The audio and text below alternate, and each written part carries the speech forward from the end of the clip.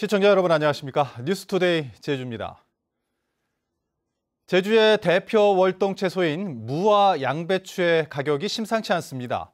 작황이 좋아 풍년은 맞았지만 과잉 생산에 소비 위축까지 겹치면서 처리난이 우려되고 있습니다. 이소영 기자입니다. 지난 여름에 파종한 무를 수확하느라 농민들의 손길이 분주합니다. 작황도 좋고 풍년을 맞았지만 마음은 무겁기만 합니다. 생산량이 33만 9천여 톤으로 과잉 생산됐던 1년 전보다 10,000톤이나 늘면서 처리난이 예상되기 때문입니다. 결국 월동무 생산 농가들이 가격 지지를 위해 7,000톤을 스스로 산지 폐기하기로 했습니다. 자율 감축을 한 것은 아마 이번이 처음이라고 생각이 듭니다. 몇 번의 회의를 거쳐가지고 그래서 이제 이 방법을 이제 강구해 내긴 했는데 어쨌든 간에 앞으로 이렇게 가지 않으면 좀 살기는 좀 어렵지 않겠느냐. 제주의 대표 월동 채소인 양배추도 사정은 비슷합니다. 예년이면 한창 수확해야 할 시기지만 양배추 재배 농가들은 수확을 최대한 미루고 있습니다. 생산량이 11만 4천 톤으로 23% 는 데다 경기 위축에 소비까지 줄면서 가격이 반토막 났기 때문입니다. 태풍을 이겨냈지 않습니까? 그래가지고 관리를 하고 상품을 만들어 놨더니 또 시장에서는 소비자 가격이 워낙에 안 받쳐주니까 저희 생산 농가들은 지금 한창 다 말은 못하지만 속에서는 다 울고 있습니다. 울고 있어. 파종 시기 가뭄과 태풍에도 다행히 생육 상태가 좋아 풍작을 맞았지만 과잉 생산에 소비 위축까지 겹쳐 월동 채소 농가들이 어느 때보다 추운 겨울을 맞게 됐습니다. MBC 뉴스 이소연입니다. 휴일을 맞아 수영장 다녀오신 분들 계실 텐데요. 최근 수영 인구가 급증했지만 시설은 부족한 데다가 전지훈련이나 공사 등으로 휴장까지 잦아지면서 이용객들의 불만이 커지고 있습니다. 김찬영 기자입니다. 평소와 달리 한산한 제주시 종합경기장 실내 수영장. 일본에서 전지훈련 온 도쿄 대표 선수단 20여 명이 레인을 오가며 열심히 훈련 중입니다. 도쿄 선수단 외에도 이곳에서 이달 한 달 동안 훈련을 하는 선수는 300명에 이릅니다. 일본을 비롯해 국내외 선수들이 전지훈련을 하면서 이곳 실내체육관은 지난달 20일부터 이달 말까지 한 달 넘게 임시 휴장 상태입니다. 하루 평균 800명에 이르던 일반 이용객들은 수영을 포기하거나 제주시 사라봉이나 애월읍까지가 국민체육센터 수영장을 이용하고 있습니다. 이 때문에 사라봉이나 애월 수영장에는 휴일과 평일 아침 시간대 이용객이 크게 몰려 혼잡을 빚고 있습니다. 아무래도 인원이 많다 보니까 이제 수영을 하다 보면 이제 자주 이게 걸리게 되고 부상의 위험도 있고 부딪히게 되고 그런 문제가 있죠. 최근 3년 동안 제주시 내 공공수영장 3곳이 전지훈련이나 내부공사 등을 이유로 문을 닫은 날은 450일. 지난해만 해도 사라봉 수영장은 33일간, 애월 수영장은 44일, 종합경기장 실내 수영장은 92일이나 휴장했습니다. 가뜩이나 부족한 시설에 휴장이 잇따르자 최근에는 운동할 권리를 찾아달라는 청와대 국민청원까지 올라왔습니다.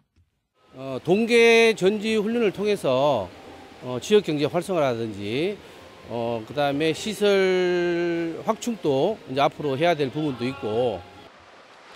지난해 제주시 지역 수영장 이용객은 하루 평균 2,200여 명으로 4년 만에 갑절 가까이 증가했습니다. 시설 확충이나 학교 수영장 개방 등 수영 인구 증가에 따른 발빠른 대책 마련이 절실합니다. MBC 뉴스 김찬년입니다. 제주문화예술재단의 재미성 건물 매입 과정에 대한 감사 결과가 조만간 나올 전망입니다. 제주도 감사위원회는 오늘 회의를 열어 한국감정원이 통보한 재미성 건물 감정 가격을 근거로 매입 과정과 가격이 적법했는지 등에 대한 감사 결과를 확정하기로 하고 오는 9일쯤 결과를 발표할 예정입니다. 제주문화예술재단이 지난해 110억 원의 재미성 건물을 매입하기로 계약을 체결하자 불공정 계약 논란 등이 일어 지난해 7월 감사가 시작됐습니다. 전통시장 외국어 통역 안내 도우미 사업이 올해부터 중단될 위기에 놓였습니다. 제주시와 서귀포시는 2010년부터 기간제 근로 형태로 통역 안내 도우미를 모집해 주요 상점가와 전통시장에서 활동하도록 지원해왔습니다. 하지만 제주도가 상인회 등에서 직접 채용하는 것이 맞다며 지난해 제주도 기간제 근로자 심의에서 인원 배정을 하지 않아 인건비 등의 예산이 확보되지 않으면서 중단 가능성이 높아졌습니다.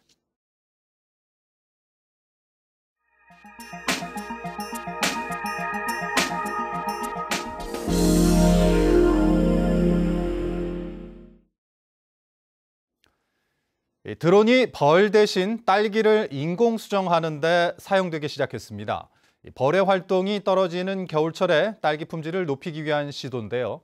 드론의 활용 범위가 점점 더 넓어지고 있습니다. 신동식 기자가 보도합니다. 경남 하동군의 딸기 하우스. 드론이 딸기가 심어진 두둑 위로 천천히 날아가며 바람을 일으킵니다. 딸기꽃은 안쪽에 수술과 암술이 같이 있는데 드론이 만드는 바람으로 꽃을 흔들어 인공 수정을 유도하는 겁니다. 드론을 활용한 딸기 인공 수정은 이번에 국내에서 처음으로 시도되는 사업입니다. 주로 벌을 이용해 수정을 하지만 겨울철 기온이 떨어지면 벌의 활동이 줄어 수정률이 낮아지고 상품성도 떨어져 농민들의 고충이 많았습니다. 꽃가루도 많이 나오지도 안 하고 형성도 안 되고 또 벌의 활동이 저조합니다. 그래서 기형과율이 높습니다. 드론을 활용한 인공 수정이 성공하면 벌을 키우는 노력이나 비용을 줄이고 한겨울에도 안정적인 딸기 생산이 가능할 것으로 기대됩니다. 기존 산업에다가 드론이 접목함으로 해서 관련 산업을 고도화할 수 있다 보고요. 비용이나 경비나 시간들을 상당히 절감할 수가 있습니다. 착과율과 생산량 등을 비교 분석해 사업의 효과가 높을 경우 드론을 이용한 인공수정 대상은 확대될 계획입니다. 항공 촬영과 건축, 인명수색 등 다양한 분야에서 활용되고 있는 드론이 농업에서도 파종과 방제, 방역 등의 작업을 넘어 새로운 영역으로 계속 날아들고 있습니다. MBC 뉴스 신동식입니다. 이제 본격적인 교복 구입 시즌이 돌아왔습니다. 그런데 일부 브랜드 교복 업체 대리점들이 학교 주간 교복 구매 입찰 과정에서 가격을 담합했다가 공정위에 적발됐습니다. 관련 제도 도입 이후 첫 사례라고 하는데요. 이 담합은 교복 가격을 10% 정도 비싸게 만든 것입니다. 이재욱 기자의 보도입니다. 교복 대형 브랜드 업체인 엘리트 교복 청주점과 아이비클럽 청주 남문점은 최근 공정위로부터 시정 명령을 받았습니다. 이 대리점 업체들은 지난 2015년 학교 주간 교복 구매 당시 낙찰업체와 사전에 가격을 미리 정해놓고 입찰에 참여하는 방식으로 담합 행위를 했다 적발됐습니다. 업체들은 당시 27건 입찰 가운데 20건을 낙찰받아 6억 원의 수익을 올렸습니다. 이들이 낙찰받은 교복 가격은 비담합업체들의 낙찰 가격보다 평균 2만 5천 원 정도 더 비쌌습니다. 당시 함께 담합에 가담했던 스쿨룩스 청주점은 지난해 문을 닫았고 지금은 사업자가 바뀐 상태입니다. 금액을 저희가 90% 정도는 이상해야 되지 않나 이런 얘기를 했었어요. 근데 금액은 정하지는 않았습니다.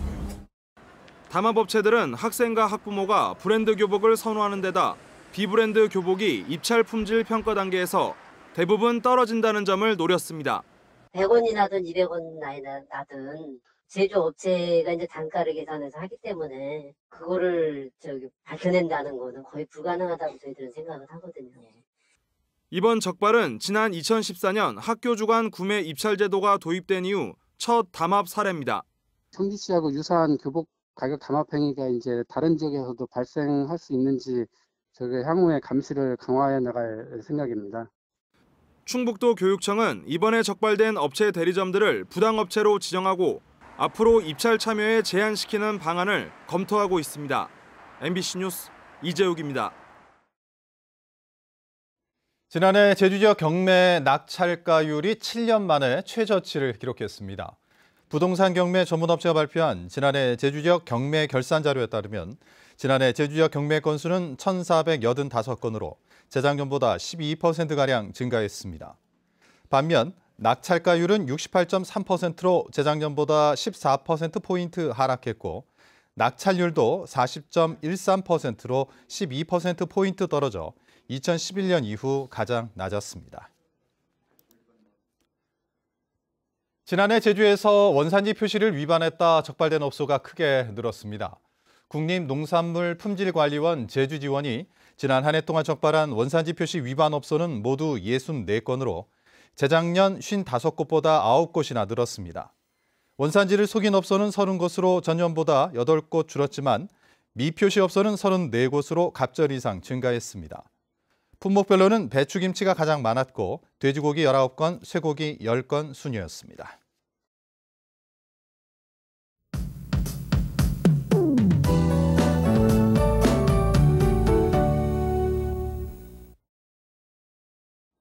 네, 새로운 한 주의 시작인 오늘은 대체로 맑다가 오후부터는 차차 구름이 많아지겠습니다. 또 당분간 대기가 건조해서 화재 발생 가능성이 높은데요. 여기에 바람도 강하게 불어서 화재 발생 시 큰 불로 이어질 수 있으니까요. 산불을 포함한 각종 화재 예방에 각별히 주의하셔야겠습니다. 오늘 기온은 평년과 비슷하거나 조금 높겠습니다. 현재 기온 살펴보시면 3도로 어제보다 2도가량 낮게 출발하고 있고요. 낮 기온 8도에 그쳐 어제와 비슷할 것으로 전망됩니다. 다음 자세한 지역별 날씨입니다.